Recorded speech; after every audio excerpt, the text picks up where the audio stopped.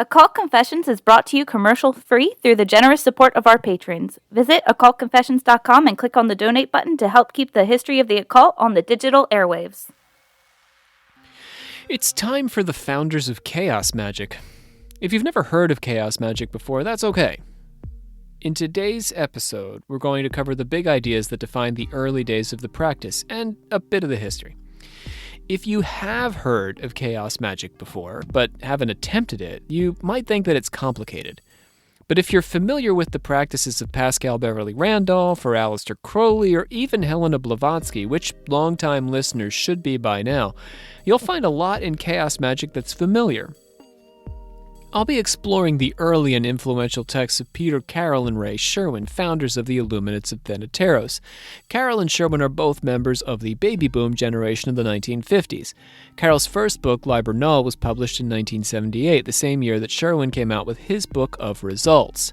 Together, these books began to establish what chaos magic meant and strives to be. They organized the Illuminates of Thanateros with a focus on practical occultism to put their ideas to work.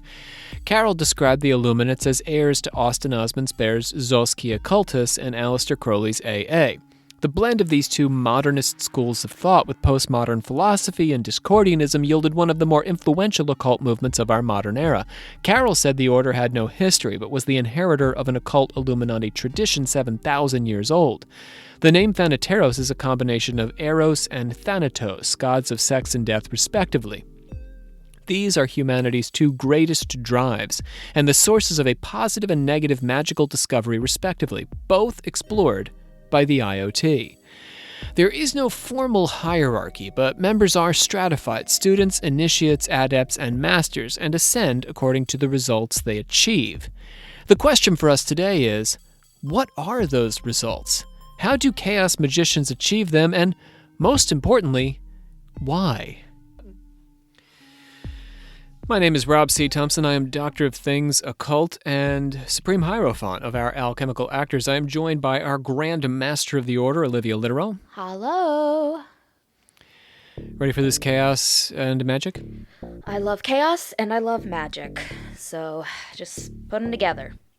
We'll see what happens. We've got Savannah Verrett as well, our sister of the 84th Hello. degree. Also, do not forget that I am an expert on mechanical birds as well.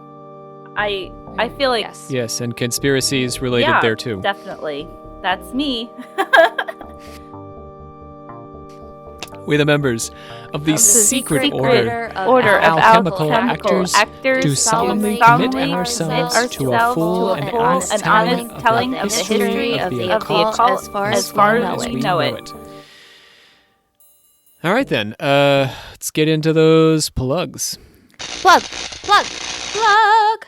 Got a healthy crew of patrons to welcome to the team this day, the various kinds of teams. So we got the 3 tiers, we got the materializations, we got the planetary spirits, and another one that I can't remember. Anyhow, we want to welcome Chris and Stephanie, who we'll hear about later in the episode as well. Stephanie with an F, Joe S, and Gareth O, Casey T, who is a welder. Add them to the welding club. Yes, the welding club. Subculture within a subculture within a subculture. Luis L. and Witches Advocating Never-Ending Dreams. Oh, what? Okay. That's the cool. whole name? Yeah, so it's actually an acronym for wand. So the wand would be the acronym. You see that? Witches Advocating Never-Ending Dreams. Oh, We don't know acronyms here. No, it's not really our thing. And we want to thank a few folks for pledge bumps. We've got Adriana P., Scarabones, and Corey S., already members of the team, have given us the bump. We appreciate that. A couple things we want to say on Patreon, because we're starting to head into 2021. Not quite done this series, of course, but we're thinking about the coming year and the finances and what have you. We do have a growing team of folks. I am hoping to double the Patreon crew this year, just so we can continue to expand the work that we're doing and the offerings that we're making, both on the Patreon, where we're doing some new stuff. I'm doing a series on world religion. Savannah's joined me for that. Oh, yeah. I get to judge world religions, and it's really fun. Yes. Like they're figure skaters. Yeah. Yeah, so Well, Rob's Savannah trying and to Jacob. convert Yeah. me. Yeah. Yes. Savannah and Jacob are, I'm describing a world religion to them per month, and at the end of each episode, they get to say how converted they are to that religion. And Olivia is also joining us on Patreon. Olivia has most recently created the Bathory episodes for Patreon, but what's coming up this year, Olivia? The Bloody Benders. Okay, so just, quick thumbnail sketch. Olivia and I debated what the meaning of thumbnail sketch was before. Because everyone from my generation is going to hear thumbnail and think of one thing in particular, I promise I you. also thought YouTube. Yes. So I was like, quick pinky finger sketch of what are the Bloody Benders? So the Bloody Benders were a family of 4 in, they started their, quote, reign of terror, unquote, in, 1871, I believe. I love that year. That's a big year. Oh, yeah, we're in some pioneer shit right here. Yeah, that's P.B. Randolph. That's in Kansas. Blavatsky. We're in Kansas, though. We're in some... Oh, well, no, those guys, they're not out there. Some country or some land where just shit's going crazy. But, yeah, so a family of 4. It was a husband and a wife, and then their son and their daughter, who also might have been married, like a common law marriage. So that's up for debate. Okay. But they're they going to kill people. Yeah, so they killed at least a dozen people. Wow. Confirmed. Yeah, and it's a little some Sweeney Todd things kind of going on. Not so much eating people, but I don't want to give it away. But okay, all right. Well, Giving that's enough. shaves? Yeah. No. So they had, are they they barbering? had a Sweeney Todd. So basically, they Sweeney had Todd is shaving people and eating them. So no. They had Are they a breaking rest. into song? No, they had a rest. Okay. Oh God, I'm sorry. It's okay. Go ahead, Olivia. Say the thing. No, should we just save it? Yeah. Are they? Yeah. Oh, fine. Don't say it. See, They you only get to find out. It's a roadside stop. They had a general store and a roadside stop. Okay. hotel, but also So a H.H. Holmes has got some of diner-ish. that going on too with the hotel and. No. It's not like him at all. Not like that. Okay. I thought you meant like luring in travelers. It's very different. Okay. All right. That's it. You got to join Patreon. Olivia's Laura working Ingalls on this Wilder right is now. involved. That's my big hook, line, and sinker. Is even Laura Ingalls Wilder gets involved. Not making any promises about when Olivia will be done researching this complex story, but when she is, we will be posting it to Patreon. But the religions we will be starting this month. So let's close up those plugs. Plug. The magic of the Illuminates of Thanateros is based on 2 principles, and theoretically, only 2 principles. 1. Altered states of consciousness unlock magical abilities. And 2. These abilities can be developed without any symbolic system. So far, so good? Yeah. Sure.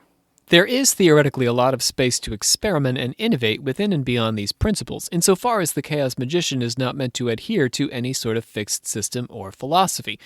Sherwin argues against gurus and dogmas. When asked, "What do you believe?" the magician, speaking from the central stillness of himself, should be able to reply, in all honesty, "I believe nothing." With a blank slate at his disposal, the magician can then adopt and discard beliefs as he sees fit. Both Carroll and Sherwin devote much of their writing to practical guidelines for occult ritual. Sherwin lists off a bunch of familiar techniques for sensory deprivation or excitation as openings onto an altered state, an experience that Carroll calls gnosis. Drumming, chanting, mirror gazing, and breath meditation are already examples. You two have any more you can toss in for entering an altered state of consciousness? I was just going to say there's a couple of things I can think of, but not all of them are legal. But I don't think Sherwin and Carroll split hairs about that. What are we? I don't know. I mean, mescal. am I thinking in the wrong vein of people doing drugs and stuff like that? I mean, it alters your conscious and stuff like that, but is it not the same thing? These guys don't go there so much, but I think it's definitely an option, especially in occult practice. I guess it's less of a trance if you're on drugs. That's though. fair. Yeah, That you're is less right. trance like more. Yeah, I you're forgot on about a the trip. trancey thing. I would argue that Savannah enters a trance anytime she's playing video games until 4 a.m. Just like running Just on. like last night. Yeah, just muscle memory, just going. I think Sure. that's like a did, trance. too. Yeah, honestly, it's really weird. Like, when I get super, I do enter this like tranciness state where I'm not even realizing what I'm doing in a video game, and it actually worked for me last night. I beat the fuck out of Hades last night, and it was awesome. So Love that.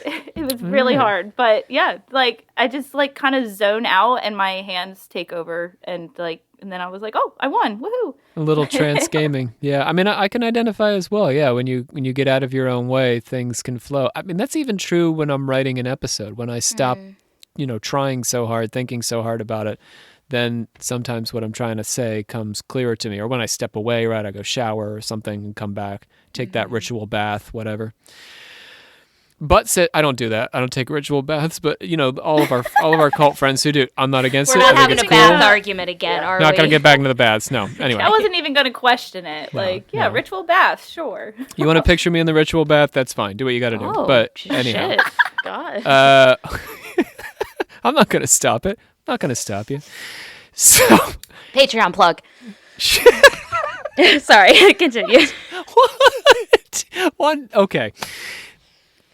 Gonna leave that where it is. Okay, so Sherwin says, the individual should experiment with as many techniques as he or she can find or invent in order to immediately discard those which are obviously not suitable. So if Savannah can enter an adequate trance state gaming, then in theory, that's what she should be doing. You got to use what works for you. Oh yeah, all the video games then. I'm sure Chaos Rob Magicians told- are Mom, screaming Rob at us told me right Enabling. that I have to. Yes. Yeah. Rob told me that in order to do chaos magic, I have to play video games nonstop. Yes. Oh, yeah. That's a good reason for anything. Carrolll is a bit more prescriptive, but only a bit. Carroll's method is a basic mindfulness meditation. Practitioners remain still, they breathe in a controlled fashion, and they attempt to clear their minds completely. The practitioner fixes their attention on a meaningless object with an hours-long stare having no particular intention. Moving from meaningless to meaningful objects, the practitioner will learn to discover occult secrets in time. Similarly, the practitioner can focus attention on a single sound in an effort to develop spells. I love that. Finally, the practitioner can focus on an image projected onto the mind's eye, which is the root for creating sigils. But let's not get hung up on sigils just yet. Save that thought for just a moment, and we'll come right back to it. All right? Can you wait? Yep. I guess. Practitioners, reluctantly, practitioners learn to shape their own affective response through laughter and non-attachment. The capacity to laugh at all things, no matter whether actually funny, neutral, or horrific, opens the door to detachment. So you got to be able to laugh at literally everything, even like an episode of Friends. Oh. Oh no. Sorry to all the Harshing Friends on the viewers out there. Whatever. I mean, I'm good luck always to you. Sunny elitist, so I didn't even know Friends was like competing with Always Sunny. Yeah, that doesn't seem like they're in the same don't think arena. I feel like they might think it is, but it's not. Another way to cultivate this attitude is to drop habits and adopt habits at random without any intended consequences. So you like smoke for a day and then never again. These are things my therapist would be What? concerned about. If I just like started doing this, she'd be like, "You're not okay." I'm a sex addict today. I had sex with 15 people and now I'm celibate. Yeah. It's sort of, I sort feel of like how there it aren't goes. enough habits in the world to sustain Oh that shit! kind of chaoticness. There's a lot Maybe of I'll- habits. I you, I could, guess Yeah. that's fair. you could chew on pen caps. You could Oh. lick Chew pennies. on anything? You could, Really? So are you just using the day as an example, or is it literally like just for a day? Or it can't just be for like a week or something? well, you have to be able to drop it and pick it up at random. Yeah, you'd be able to just totally Oh, quit. So you- it isn't even like, so you're just using the day as an example, but they could do it for like an hour and they'd be like, fuck it, I'm done.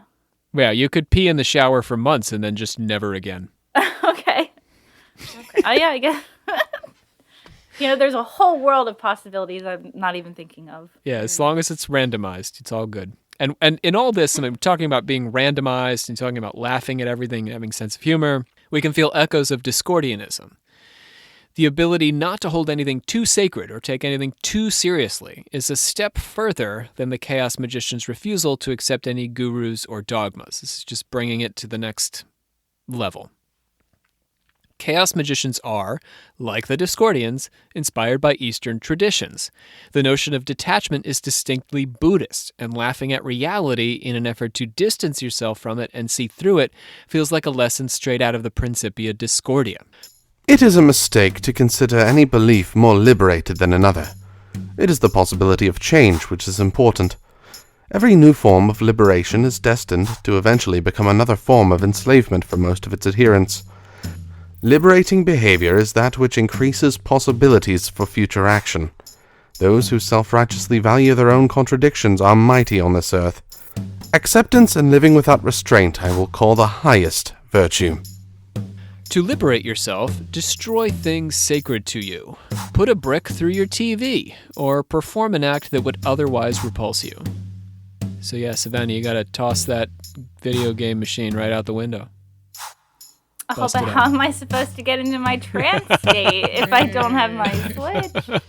I guess I could destroy my Xbox. I mean, things sacred to you, right? So you would have to pick up, tweeting misogynist things.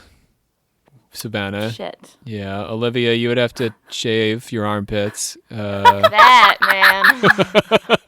I would have to start eating, I don't know, beef and stuff. Twinkies. American cheese. Straight up, Kraft American cheese. A beef and Twinkie sandwich with American cheese. Ew. Yeah, so do things that would repulse us. So in order to do chaos magic, they're saying that you have to live like this all the time. Like, you can't live a normal life some of the time and then do this some of the other time? Well, I think in theory, Savannah, if you break the sacred thing, break the sacred principle, then you've done it and you can move on. You don't have to be constantly eating Twinkie beef things and shaving your armpits and breaking your machines. So this isn't necessarily a lifestyle. It's just a way to break into this thing? Yeah, you got to break on in. You got to liberate yourself from your sacred cows. Okay, well, I'll break my Xbox, and then after I break them through, I'll go buy I feel like you're subverting the system there, but yeah. Unearth the darker sides of human nature and seek to satisfy your bodily impulse for transcendence, to become one with something greater. Commit yourself to anathemism. The definition of that is, examine everything you believe, every preference, and every opinion, and cut it down. The only clear view from the top of the mountain of your dead selves. So you have a mountain of dead selves that you climb up, and you look down on all the wreckage that you've created of your personalities. That's a really cool image, honestly. Yeah. Yeah, pretty metal. Mm-hmm. Chaos magicians are interested in what, as a performance scholar, I would call flow, F-L-O-W, flow, the flow experience. Only when something is done for its own sake without what they call lust of result, which is actually an Aleister Crowley idea, is it possible to execute magical acts. Lust of result is a desire for a specific reward. The magician has to be guided by a desire to do the ritual for its own sake. This isn't at all unusual. The same can be said for successful artists, athletes, and even podcasters. We can't be caught up in the result if we're going to be enjoying doing the thing in the moment. Can't want something specific out of it. You see what I mean? Yes.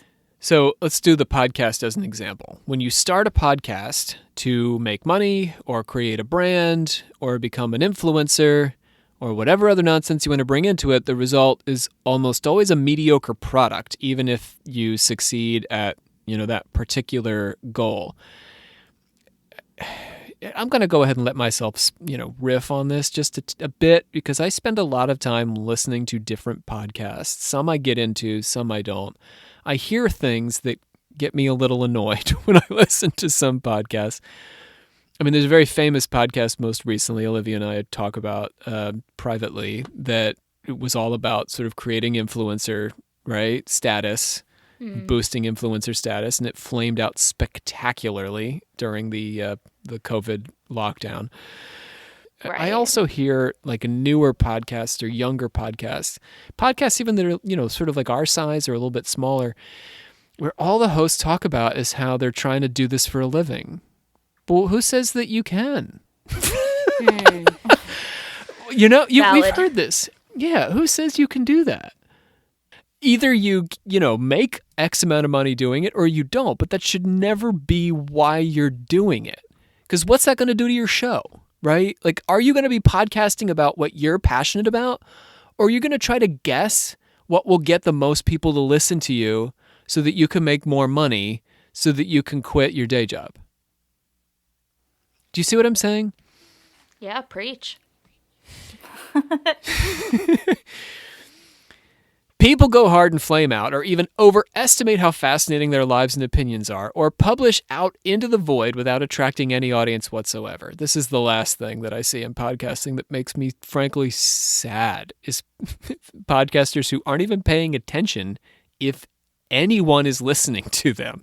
If you have any audience at all, right? If you have 15 people who listen to you every week, I say go for it. Like, if it gives you joy, don't stop. But if you are for no reason podcasting and 0 people are listening, and the reason that's happening is because you're not connecting with anyone. The reason that's happening is because you're not talking about something you're passionate about. I mean, seriously, there is no passion in the work that you're doing if nobody's interested. The work that we do, like the podcasting, is this wide world of like every freaking thing has a podcast.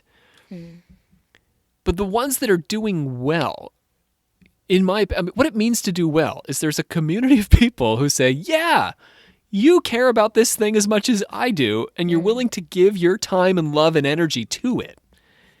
You know what I mean?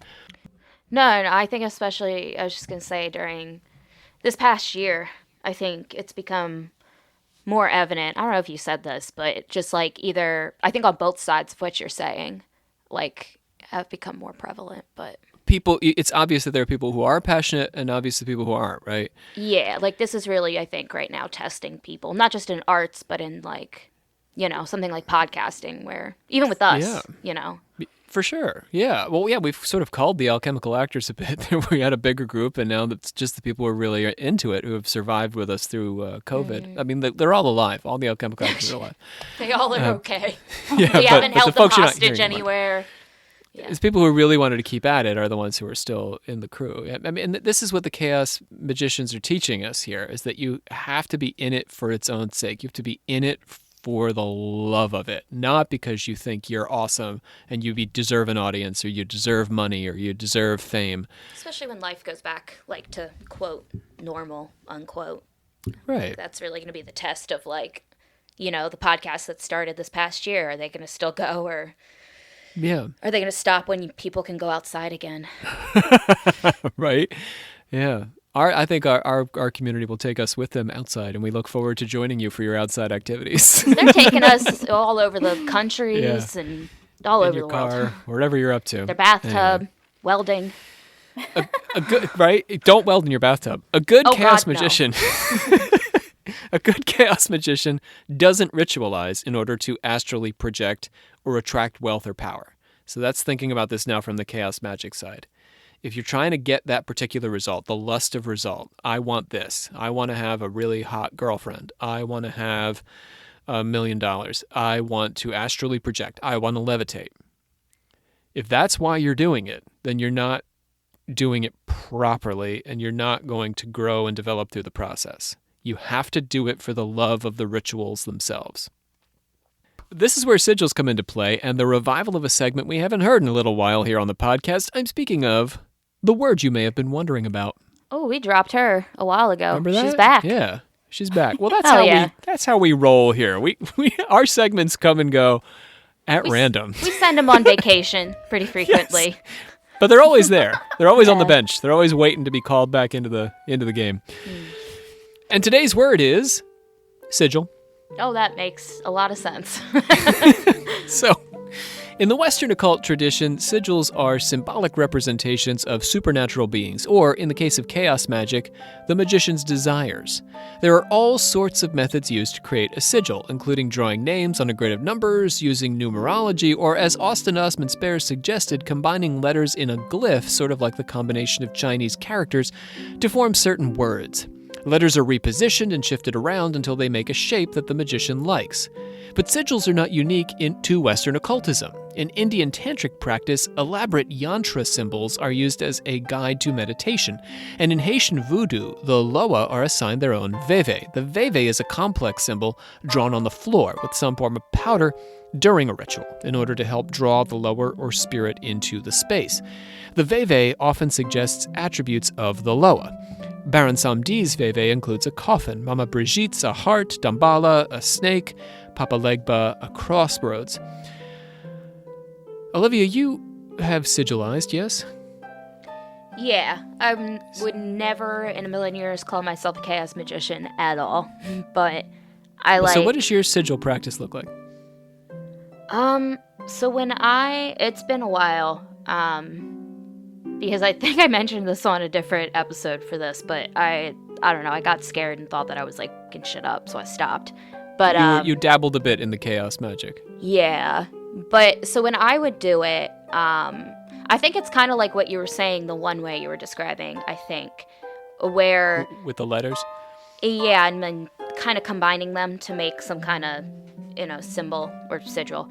But so the way that I would do it, I was told that it's like really important how you word what you want to be in existence. Like I heard you were supposed to word it as if it already is a thing, like that's happening. But then, so you would like come up with some phrase to like say that, and then like a short phrase. And then I believe what you do is you take out the vowels so that there's only consonants left. And then you basically just like go through and you start kind of just like taking the lines of the letters, and eventually you kind of just start putting them together until they're not really letters anymore. They're just like lines and like pieces of letters. And then you put them together and you just keep doing this over and over until you come up with like a sigil that feels like right. But the key part of that is by the time you're at that point, it is just a sigil. Like it is no longer what you were trying to get done. Like you're supposed to separate it. Like I think that's why the process of like making a phrase into just a sigil. That was very long-winded. I'm sorry. No, I think that was good. It gets a more of the practitioner's standpoint on it.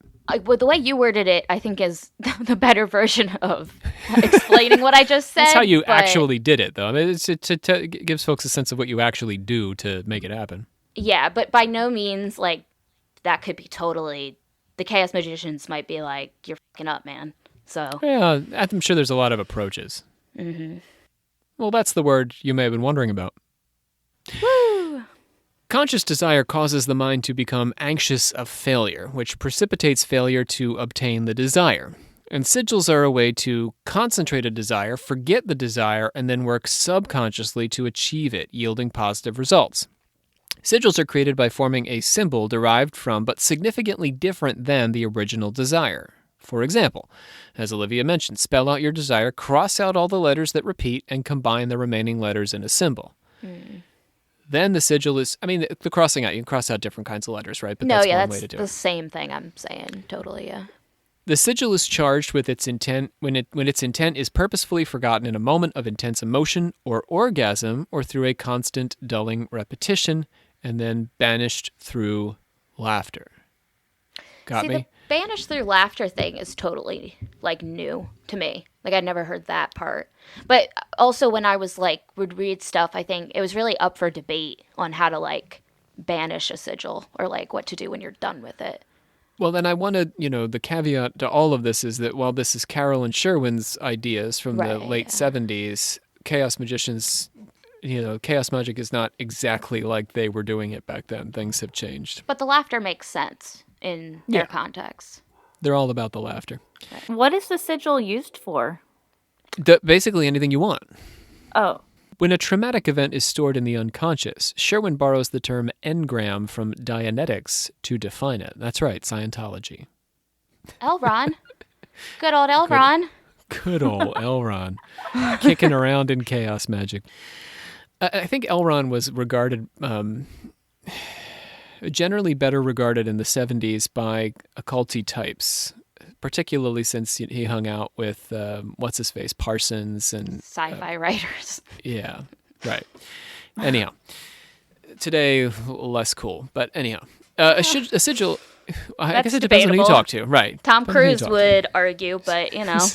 Tom Cruise still thinks he's pretty cool. So yeah, certain corners of the world, certain parts of California, still pretty cool. A sigil is the creative or positive force, which is similarly stored away and forgotten in the subconscious. A sigil, says Sherwin, is a picture, a glyph, which is at once simple to visualize and representative of a particular or general desire. They should be original creations and not borrowed from other sources. So that's a little bit more, Savannah, on the basics there. Chaos magicians believe, as do our alchemical actors, that the subconscious has a unique power. I can go all the way back to F.W.H. Myers, who made this same argument more than 100 years ago when he coined the term subconscious. Myers believed that the subconscious was capable of remarkable feats of genius and psychic power, which the conscious mind could access through a porous boundary separating one from the other. Similarly, moving to the 1970s, Carroll believes that the subconscious is the locus of the magician's power. One method of divination he promotes involves the tarot deck. Tarot. Here we go. Yeah. This is a tough one. This is worse than Crowley, I think, as far as pronunciation is concerned. Especially like when you're like a new little baby witch on the scene and you see that word and everyone just yells at you that it's pronounced differently. Tarot. Yeah, you got all kinds of options there. The magician. So anyway, I guess this is. Are we giving folks permission, Olivia, to pronounce it as they will? I mean, yeah, tarot, right? Is that the most accepted? Tarot, I think, is the most common. I think if you go with Tarot, I would draw the line at Tarot. I'm sure it depends on the country you're living in too. I mean. Yeah. I've heard tarot. Is it a French word? What is the word? Tarot. It is French. Yeah, it's French. It originates in French, like, right? Yeah. Yeah, so I believe that the last T would be silent. Yeah. Anyway, we're not here on Occult Confessions. We certainly do not ascribe or commit to any pronunciations, nor will we say it how you want. Yeah. We don't care. Say it how you want. Yeah, we're here to give you permission to say it how you please. We get it.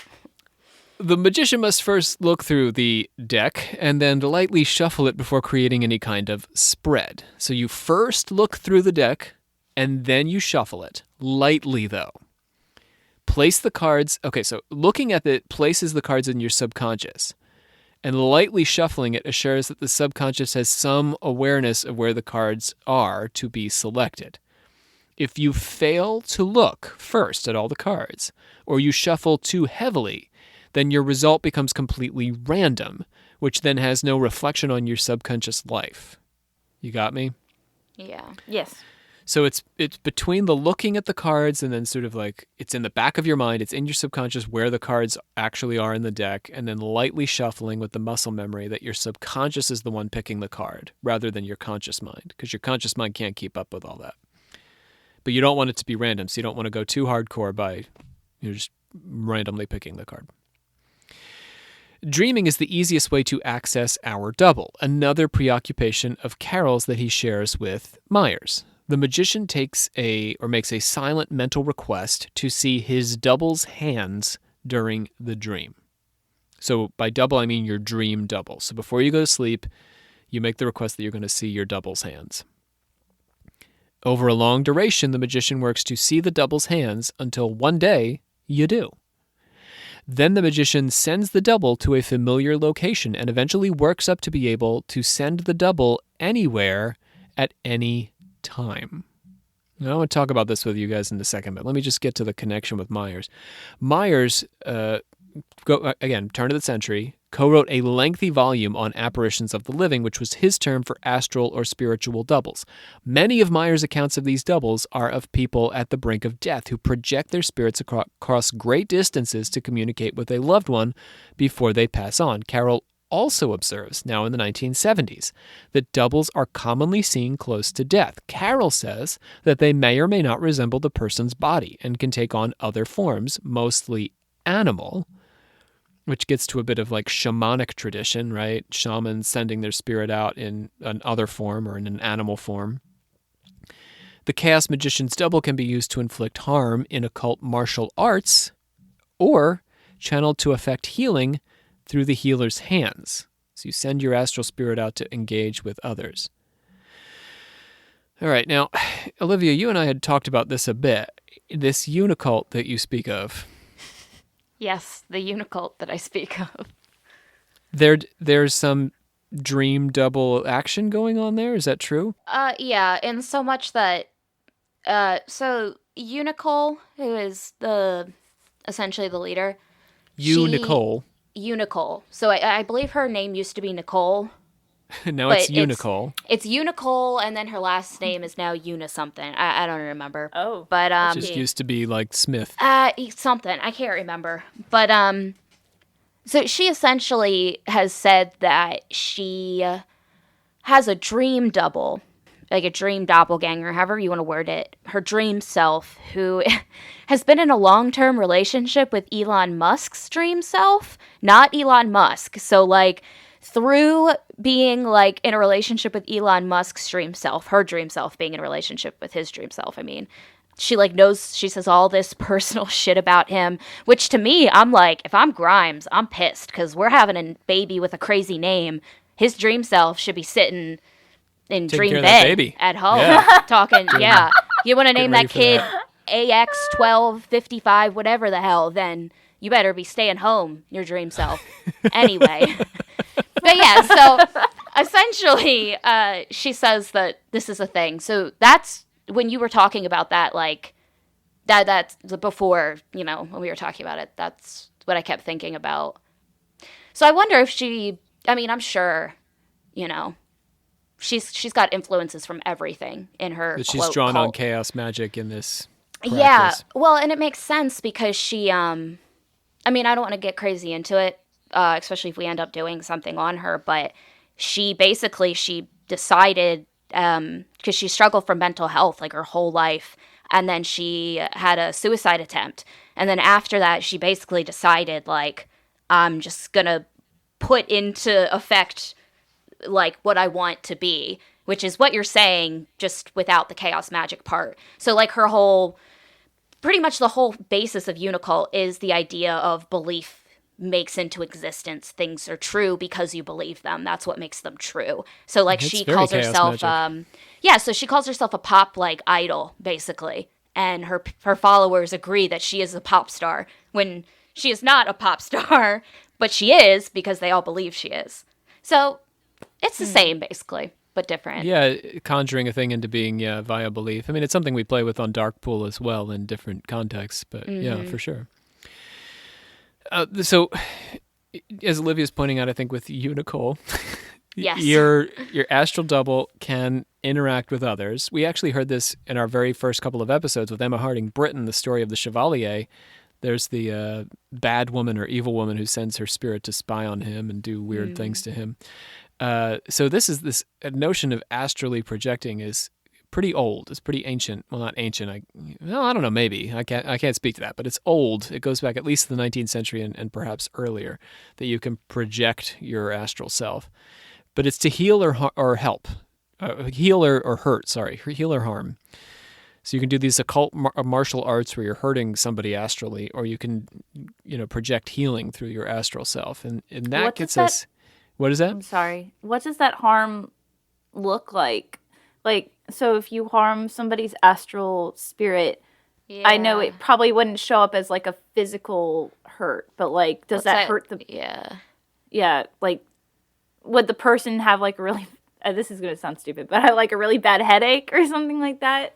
What's your take, Olivia? It sounds like you got an idea. No, I was just saying, like, what does it consist of? Is like, Oh, you I agree. guess It's a what good you're- question. Yeah. Well, my take is that it would be a psychic wound. So there might be emotional consequences, or there might be spiritual Oh, consequences, that like the kind of psychic thing. vampire Kind of, yeah, that thing. sort of idea. Yeah. Just kind of sucking. Okay. It's my take anyway. But yeah, we invite the Chaos Magicians, as always, anyone to write in and give us some ideas. So the references to healing and harm lead us to a conversation about white magic and black magic. So let's get into white magic, black magic, and chaos. Carroll, in true 20th century occultist fashion, does not define these in terms of good and evil. Rather, he develops a version of the pair that sound more like Michael Aquino's view of black magic as focused on the self. White magic leans more towards the acquisition of wisdom and a general feeling of faith in the universe. The black form is concerned more with the acquisition of power and is reflective of a basic faith in oneself. The so-called middle way, or path of knowledge, consisting of an acquisition of second-hand ideas, is an excuse to do neither and leads nowhere. So much for the podcast, but not really. Carroll is actually tapping into a long tradition that spans cultures. In Ecclesiastes, traditionally attributed to Solomon, the author writes, "For in much wisdom is much sorrow, and he that increaseth wisdom increaseth sorrow." And the Taoists, who inspired the Discordians, argued that academic learning was a completely ineffective means of discovering the way. So Carroll is clearly very literate himself, and his reading of various occultists, including Crowley, Spare, the Discordians, and the Gnostics, is evident. What Carroll is saying is study in and of itself is not enough to constitute a path. A path involves work. To borrow from Blavatsky, the soul must be developed through effort. That effort is not reading, but doing. Ritualizing for a chaos magician. This is, at least in part, why I launched our second podcast for the Alchemical Actors, which is our Dark Pool project, so that we could spend time not only learning, but doing and sharing that action with our community. Gotta keep doing stuff, you see? Yeah. So it's not that study's bad, it's that you're not going to get the secret through study. Knowledge in and of itself is not going to be the path. You have to also be practicing and exercising the spirit. As for Carroll's definitions of white and black magic, I don't necessarily disagree, but Carroll's own theory reveals the degree to which it is difficult, if not impossible, to easily separate a self-focused from a universe-focused practice. Black magic being self-focused, white magic universe-focused. Although Carroll's practice gives a great deal of focus to the development of the self, the end goal is a kind of dissolution into chaos. The self is identified after Spare as Kia, the unity of the will and perception, the I of self-awareness. Chaos is the force which adds increasing complexity to the universe by spawning structures which were not inherent in its component parts, most concentratedly manifest in the human life force. So adds increasing complexity to the universe. So chaos is just constantly spinning out more complex forms of being.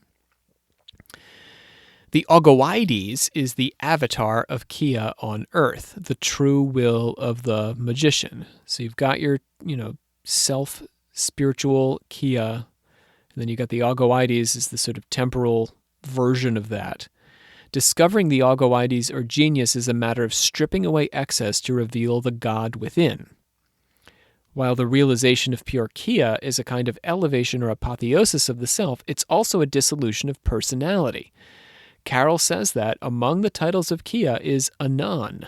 Anon freely transmogrifies its arbitrary personality, refusing any identity defined by its environment.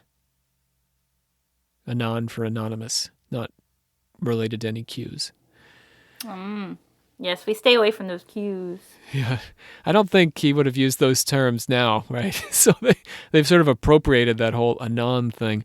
That came out of the Chans, though, right? The Chan community, everyone's in Anon in the Chans, isn't that true? I don't really know. As far as I know, it seems like 4chan turned into QAnon, but I'm probably totally wrong. I don't get into that scene. Yeah, but QAnon especially recently with the news and stuff like that, has been showing up more and more. So it's Yeah, they've actually been pushed to 8chan and 8kun since 8chan was deleted. Anyway, that's neither here nor there. So this is the language of how he's talking about this. He talks about Kia, he talks about the Algoides, he talks about anonymizing yourself, becoming anonymous, freely transmogrified. I feel much cooler for driving a Kia now. A That's chaos for magic sure. vehicle. Yep. Good on gas. Good on chaos magic. Good. Kia. That is the chaos Kia. magic. I just did a whole commercial.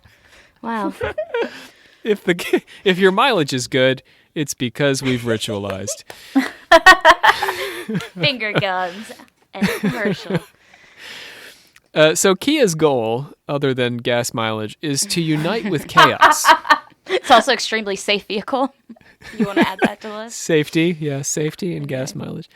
Kia unites with chaos to create magic through the manipulation of ether, and ether is the infinitely mutable vehicle for thought empowered by Kia. Let me say that again. Kia unites with chaos to create magic. So you got to dissolve yourself needs to dissolve into the chaos to create magic. And the magic is the manipulation of ether, which is the infinitely mutable vehicle for thought empowered by Kia. So your thoughts, when you become immersed in the chaos, your thoughts take on a magical power of shaping things. You got me? Yes. I think so. Much of the Chaos Magician's work is centered around evocation, the summoning or creation of partial supernatural beings to accomplish some purpose.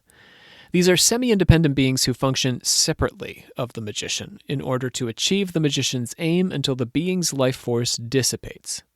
So you create this thing, then it lasts for a while, and then eventually it peters out because it's living off of your energy. These entities may be discovered clairvoyantly, chosen from a grimoire, or created by the magician using a sigil based on the elements desired in the entity. So you got a few options there. I guess you could sort of like pick a familiar spirit. Olivia, does that sound like a familiar or what? Well, yeah, I guess. But a familiar is not, it comes from, it's a pre-existing entity, right, that you connect with. I think normally, yeah, it's like, no, I guess it depends, because what did they say back in, like, the witch trials? Well, those are agents of the devil. The familiar, I think, is an agent of the devil. So I guess that So is in that it is context. like an outside force, but I think it's because your contract, you get it. In Dungeons and Dragons, and it is its own thing as well. Yeah. Oh, that's right. Because, okay, well, and the way that they kind of like, you summon it, and then it like does its job, and then it goes away. Yeah. Yeah, that's the idea. Yeah. Yeah, okay. But there. In the chaos magic realm, you could either be like a golem that you create, or it could be, I guess, like a familiar that you find and connect with. You have a couple options.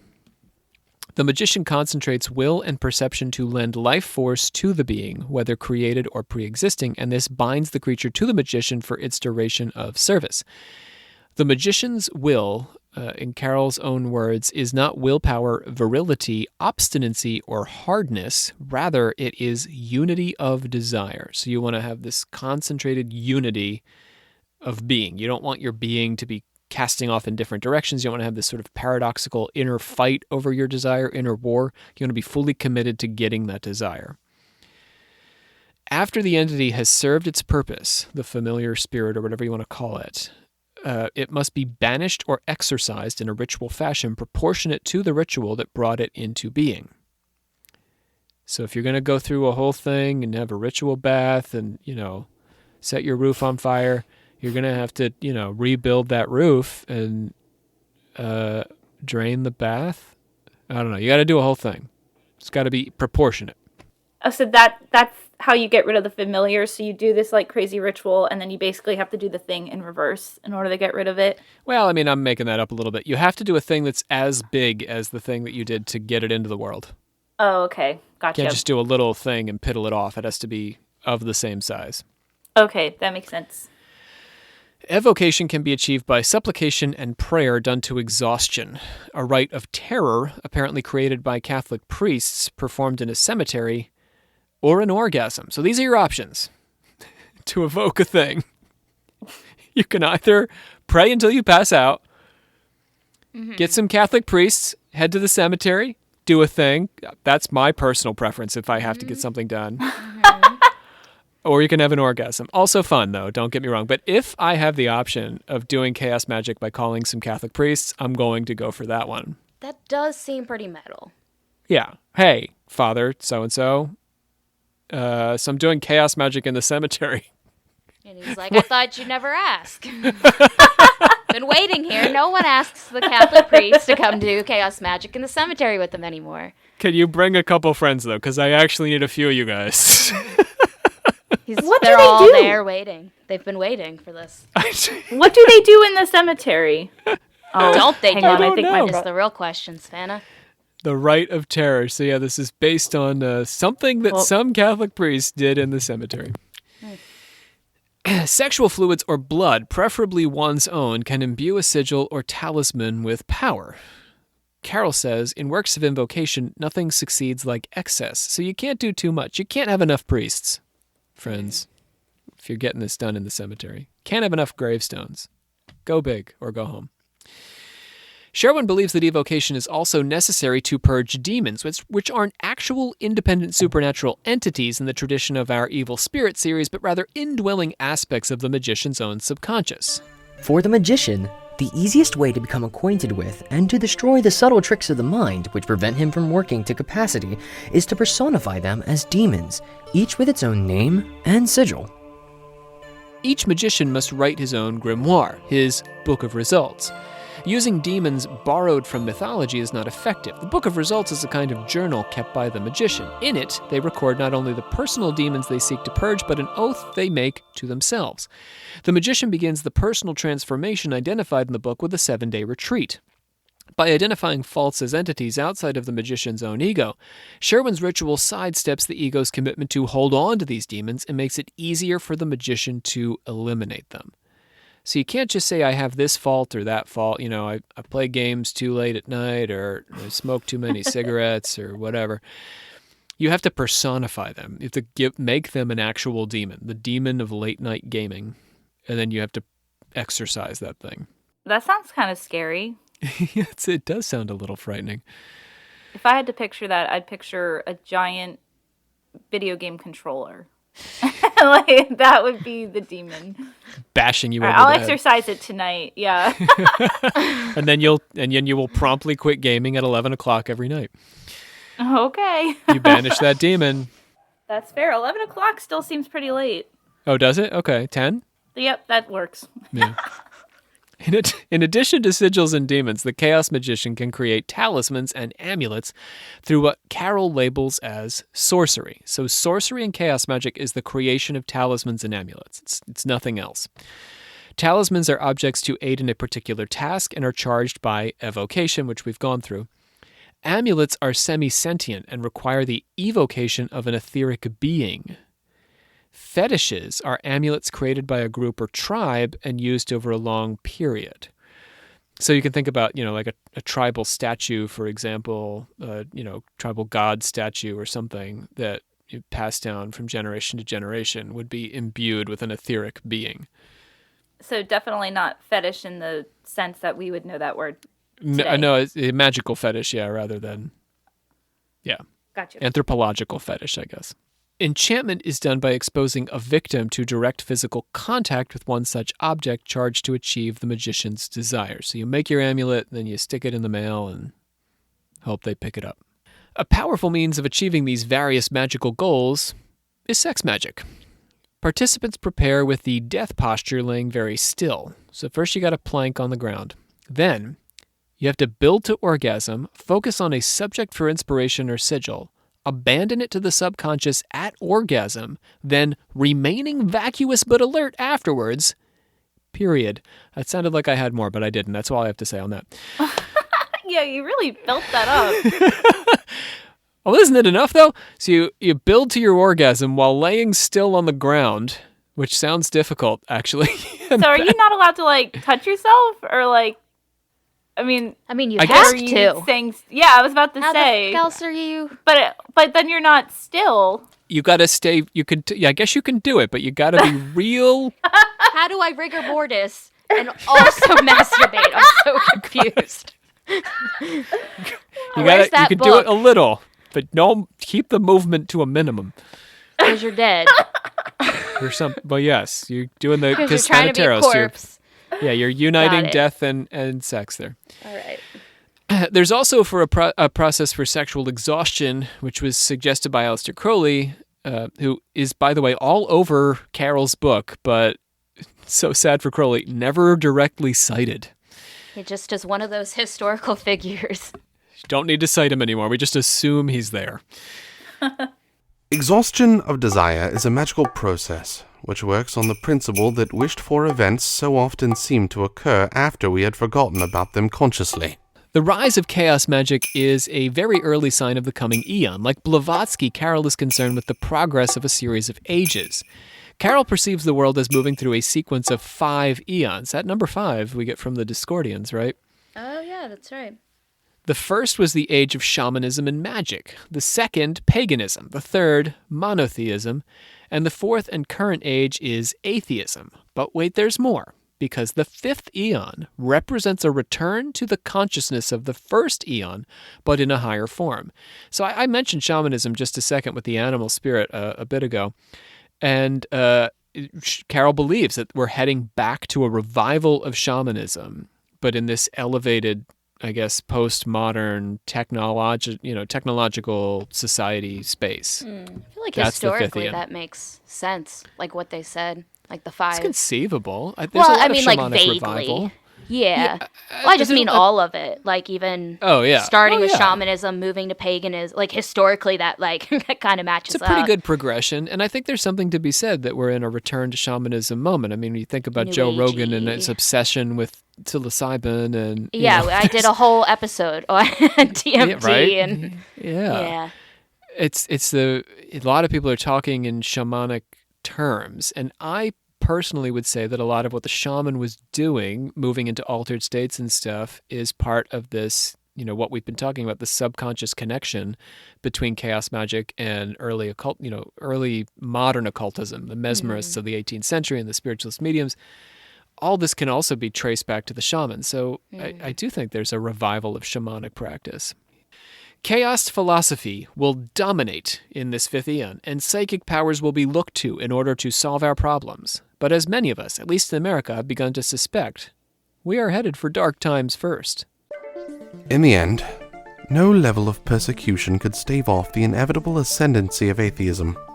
Now it is the atheist superstates which are supplying the arms and dropping the bombs in support of the hegemony of consumer capitalism or consumer communism. And this is only the beginning.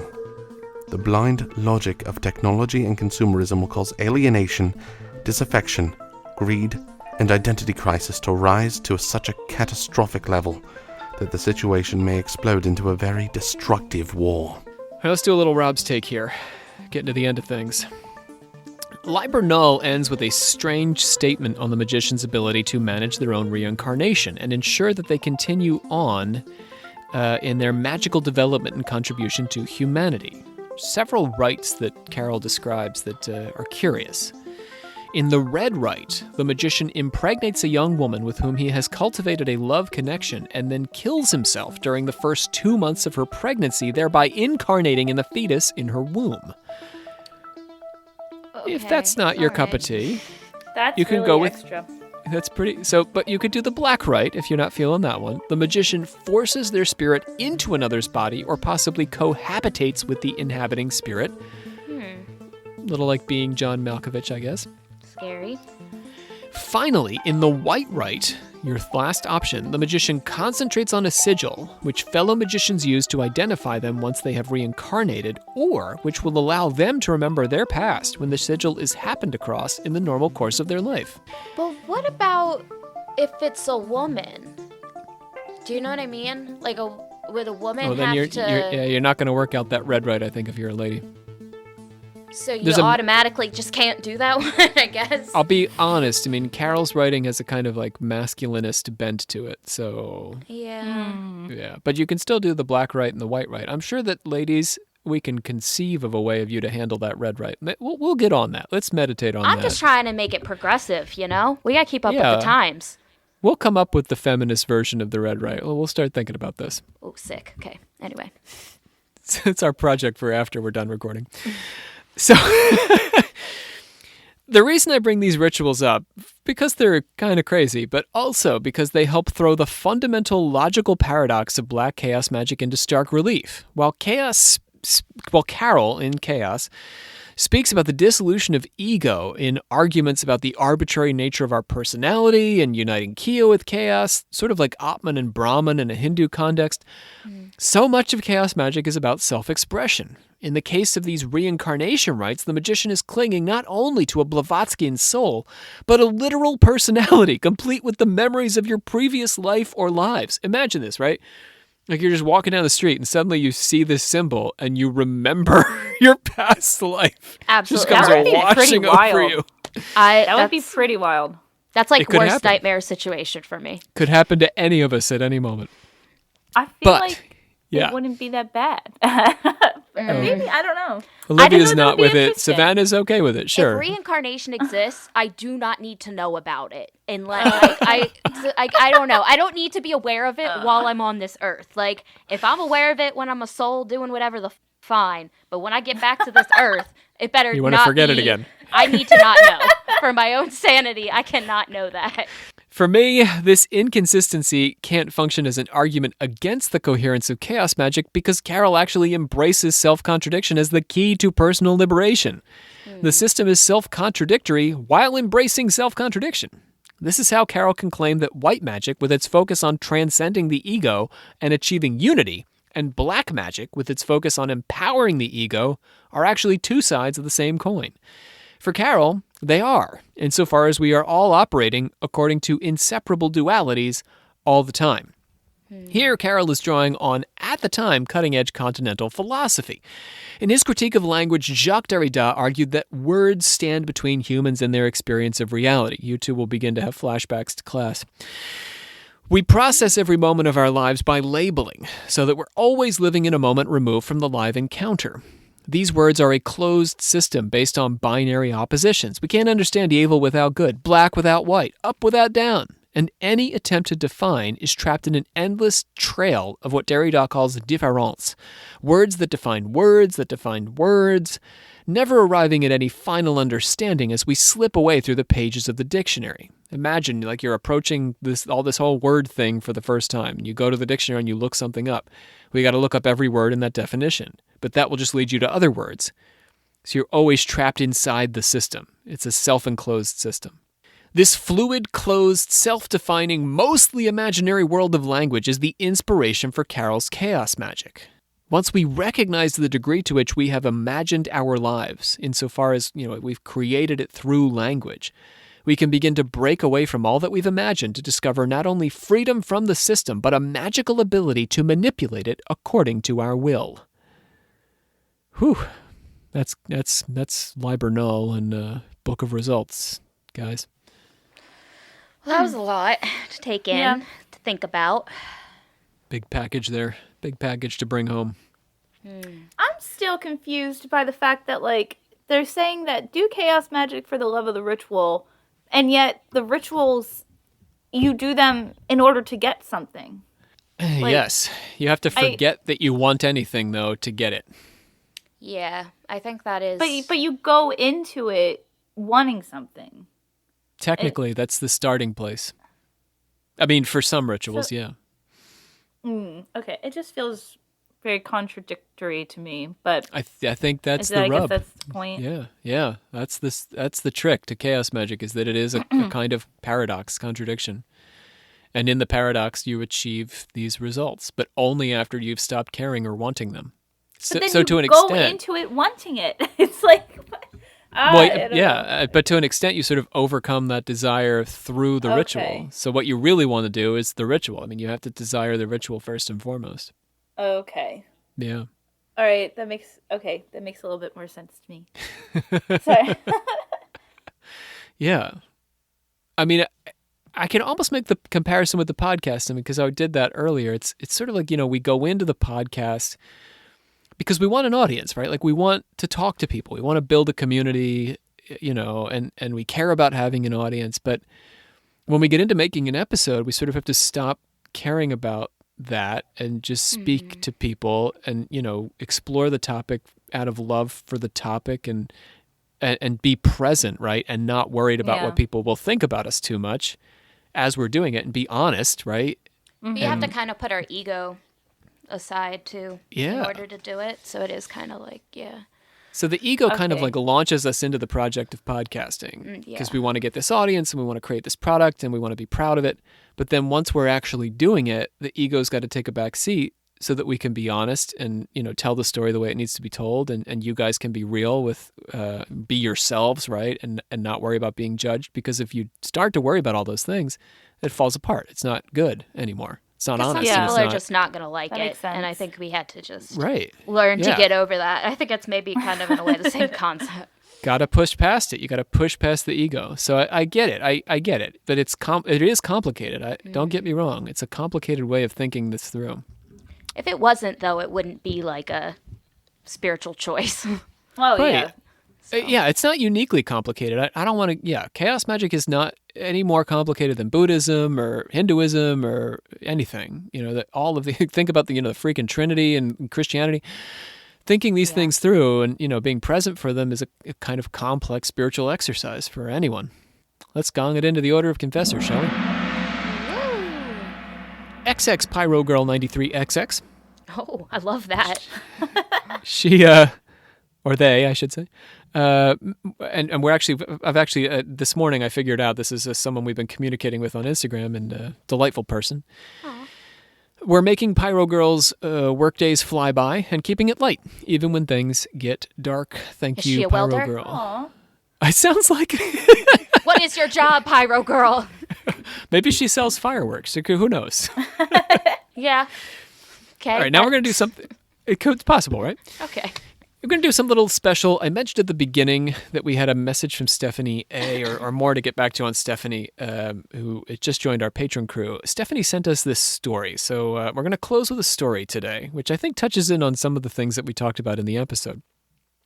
So Stephanie had been listening to our series, the Evil Spirits series, specifically the episode on night terrors, terror that comes in the night, and nightmares. And she sent us this experience that she had. She said when she was 16 or 17, which was about 7 years ago, so she's 23 now, 24, she was living in her parents' home.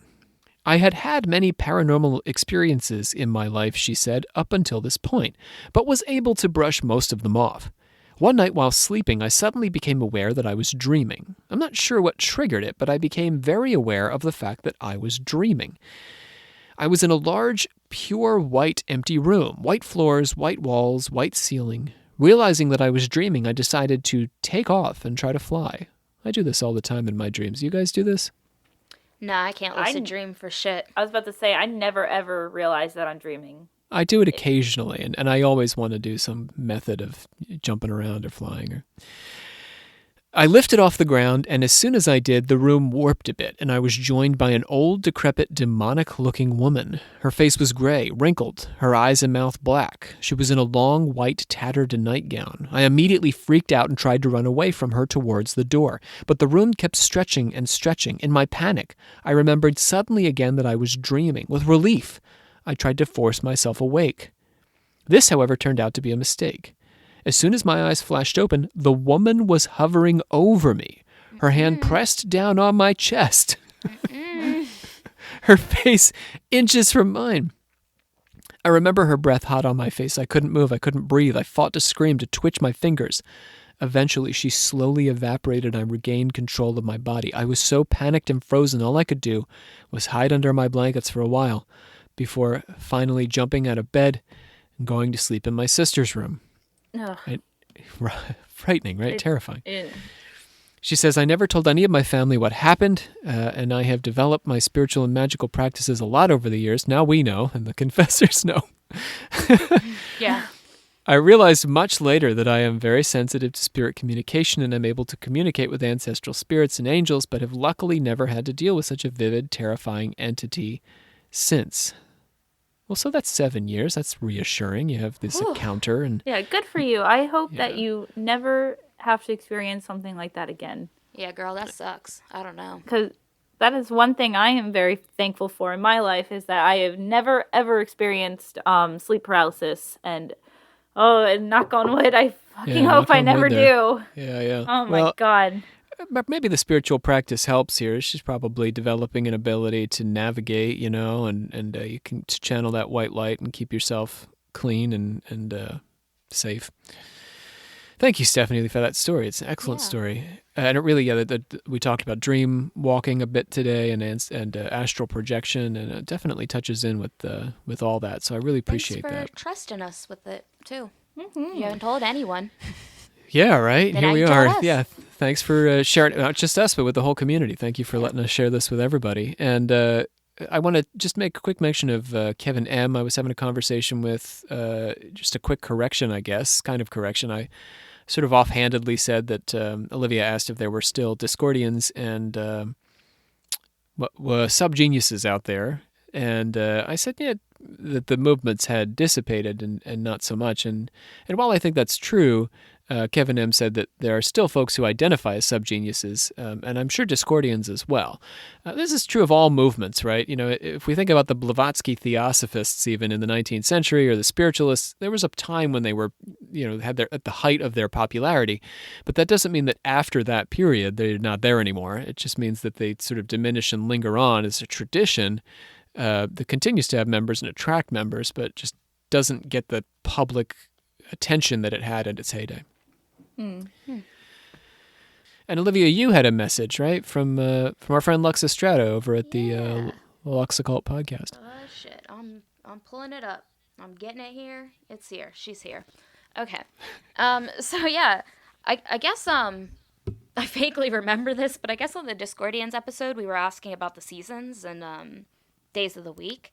So Luxa went ahead and sent that info Very to cool. me. So the seasons are as follows: 1, chaos; 2, discord; Right. 3, confusion; 4, bureaucracy; Oh no, and 5, aftermath. that's my So, favorite. The aftermath. We're Yeah. living in the aftermath.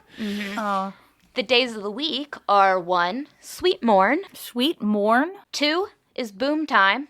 Boom time. Yep. 3 is pungent day. Pungent? Pungent day. Pungent. Yes. And then 4, prickle prickle. Prickle prickle. And 5 is setting orange. Oh, that's my favorite. Oh, that Hail sounds pretty. Eris, all hail Discordia. So that was from Luxa. Lovely, Luxa. Thank you very much. Bring us on home, Olivia. I hereby adjourn and declare close this meeting of the Secret Order of Alchemical Actors till such a time as we get together and do it again. We want to thank Sean Priest and Andrew Mims for their excellent work on voices today, giving us Sherwin and Carrol. Joining me at the mic, we have Olivia Litterall, Grand Master of the Order. That is me. Sister of the 84th degree and mechanical bird enthusiast, Savannah Barrett. Goodbye, everybody. We Bye. didn't actually talk about mechanical birds much today, did we? Well, guess they don't not. need to be No, brought up that's true. every time. It gets old. It gets old after a while. We're talking about magic, not mechanics. That's today, true. so. No technology. So, I want to make mention of our next topic, which is something Kevin M. actually was talking to, is looking forward to, the Temple of Psychic Youth. Yes. Woo! TOPY. So we'll be doing that on our next episode, and then we've got one more in the Chaos series before we get on to our next year of podcasting. So we look forward to speaking with you next time here on Occult Confessions. Bye. Goodbye.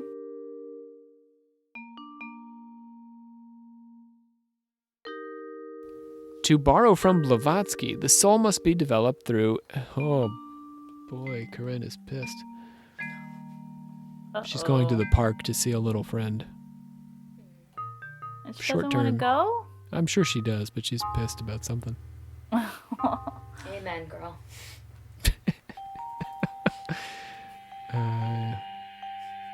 Okay, where were we?